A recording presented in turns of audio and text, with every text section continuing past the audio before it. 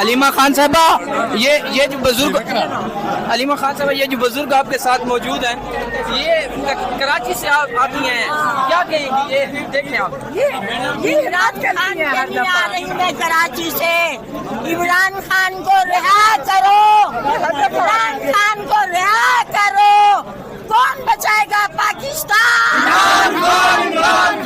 کون بچائے گا پاکستان؟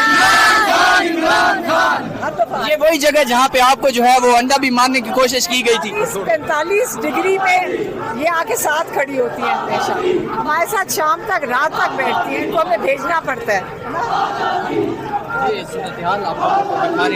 السلام علیکم سر، میرے ساتھ معین صاحب موجود ہے۔ سر آپ